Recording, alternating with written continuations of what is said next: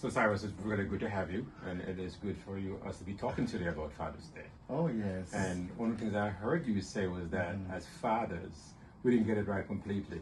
Sometimes we did good, sometimes we didn't do so good. Right. Yeah. You have 3 children, I have 3 children myself. So you spoke about restitution. Tell us a little bit more about that. I think in terms of restitution, it could be during the process of growing your kids, or if there's estrangement, there's the opportunity for restitution. Because we know for different reasons, fathers are not with their kids all the time, sometimes never, depending on what happens. But there's always a way, and we know that there's so many varied reasons. You know, life isn't linear, Right. and so you need to live in the hope that there'll be forgiveness and restitution. Is it on both sides? On both sides. Your kids might have to ask your kids to forgive you. Exactly. Some of the things that didn't go exactly how you planned it. Exactly. And for you to examine yourself and also to ask for forgiveness, where you recognize that you need to forgive. Right. Because that's a very, very important thing. That does forgiveness is healing. Absolutely. Yes. And I think restitution also in terms of becoming whole, you know, and kind of figuring out those things that will make you a better person, a better man, and a better dad. As we get older, and our children are now all adults, restitution may be different from when we were younger, and we could just say, "I'm sorry," and you know, that's it. But it takes work now as you get older. Excuse me. Yeah, I think even to when we are younger too, it has to be genuine. It has to be authentic. As we get older now, we're now speaking to our children as adults. It's an adult to adult. Right. Some people will tell you that they even move into more like a brother and a sister phase with their children. Yeah. You know, and so it has to be genuine and authentic conversations. And children are looking for the truth at all ages. Right.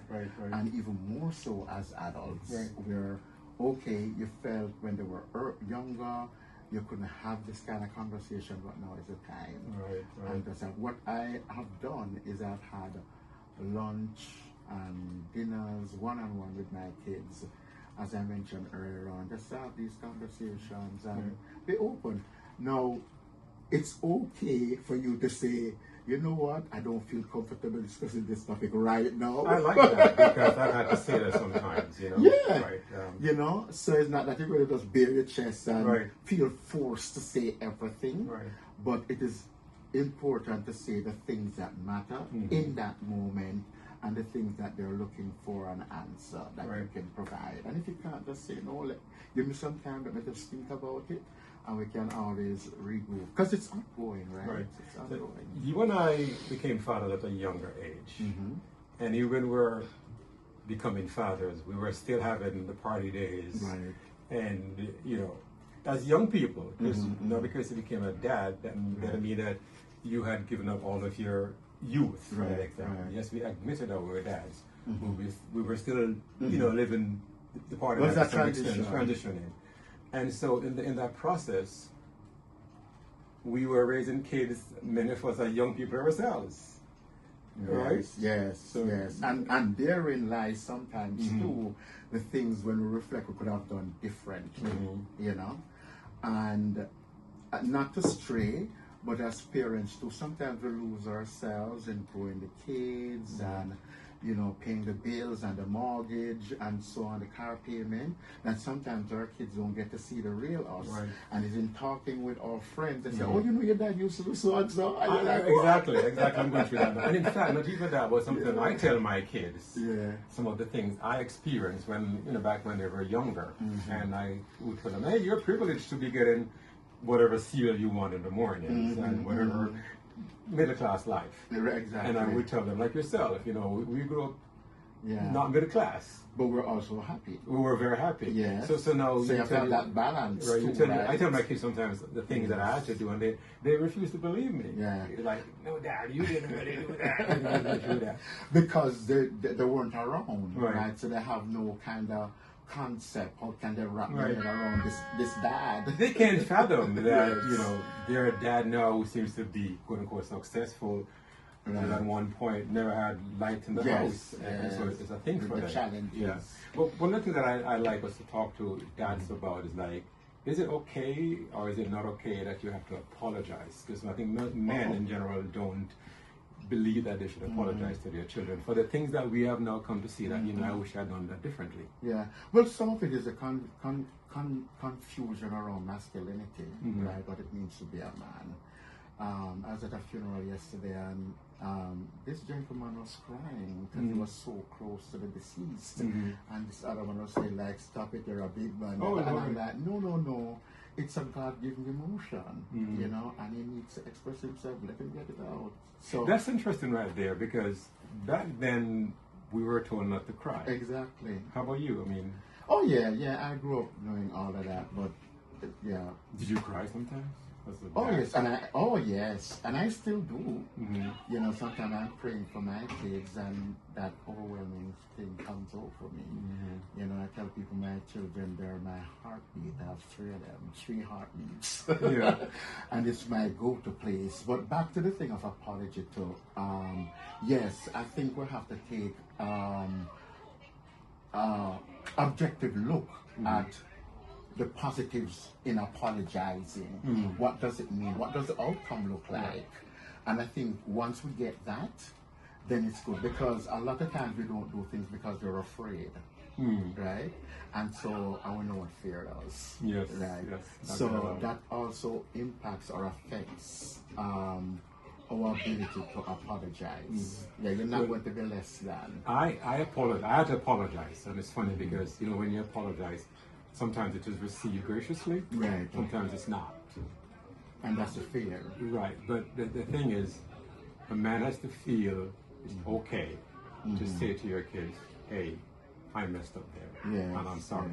And when I did that, and one of my daughters, she said, Dad, thank you. And when she told her friend that, my dad apologized, they were like, oh wow, your dad is cool, because their dad would never apologize. So there's benefit in that, and that's one of the things that will make you a good dad. And as you said earlier, that there is hope.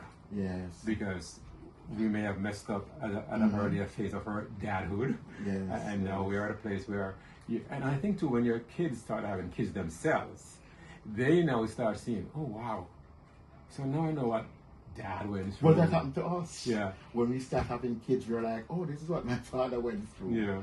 Yeah. And for years to growing up, I kind of, like all boys, because this father-dad thing is a very interesting relationship. Well, you grew up with a father. Yes. Yeah, I didn't. So okay. Yeah. So there's a little bit. There's always a power. The power dynamics even increase, or it shows itself at like 16, 17. You're coming in to be a man, and your father said, "No, you're not quite there. Right. Hold on." Well, as I say, I'm not growing up with a dad. I felt like I didn't, but it's interesting that you're saying that. Yeah. Because I had to man up on my own based on what my mother would approve of.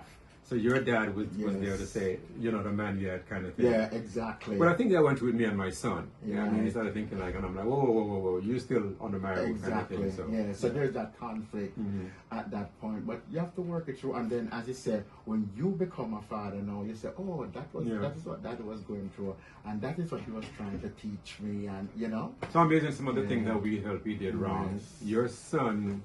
The redemption is going to come when your son becomes a father or your daughters become parents. I can understand what Dad went through, and I can be a bit easy on him now because... For sure. Yeah.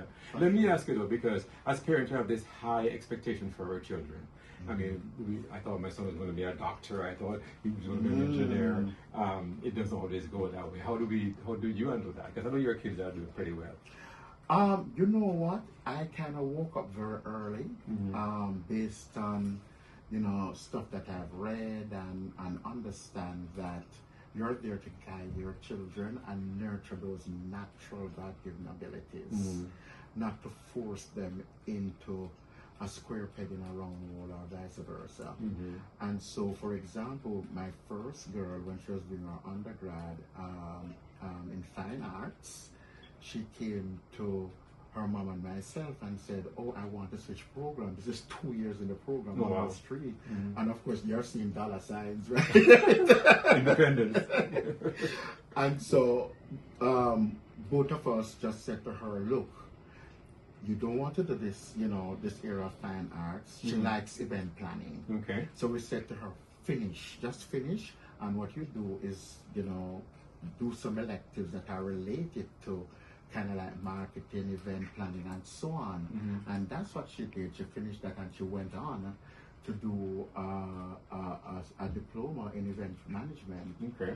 And now she is like so good in it. She works at the bank, she plans their events and so on. So I think that if you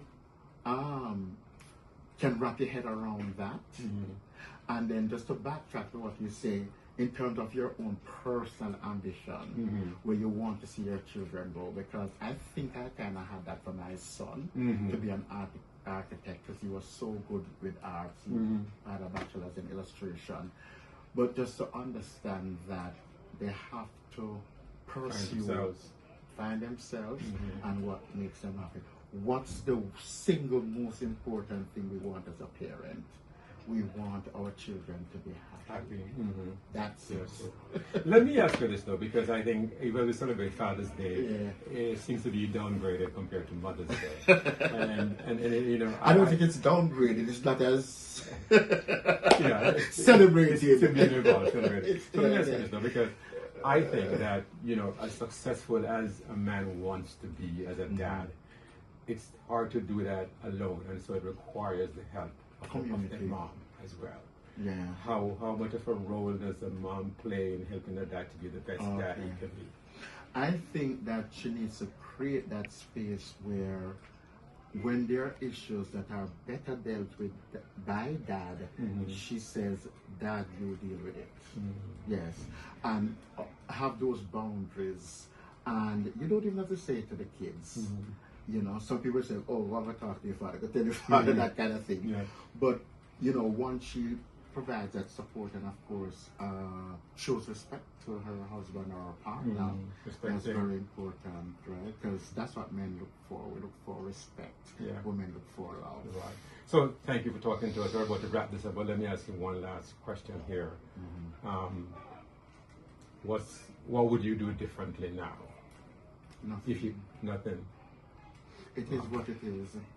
During the pandemic, we all had that time to reflect. And I was thinking about the past and certain things, and the Lord said to me, "The past is the past, and there's absolutely nothing you can do about it. Right.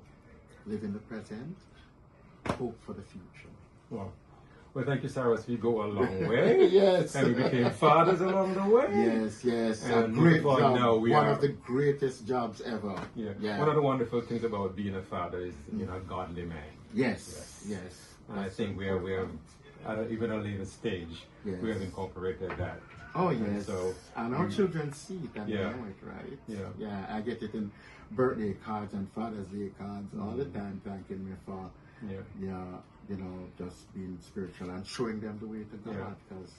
I like to say we live our lives in phases and stages, and so we've been through that phase, and we became the phase of dads, and then we have now become senior dads, and more godly dads. So with Christ, everything is possible. Amen. Oh, yeah. And we hope to our children will copy some of these godly virtues. And grandchildren. You're not a granddad yet? Not yet. I'll tell you about it. Yes. Looking forward. It's a redemption stage. I'm keeping quiet. I'm slowly observing and hoping. Yes. Well, Cyrus, thank you for talking to us on Voices with Lady D. Yes.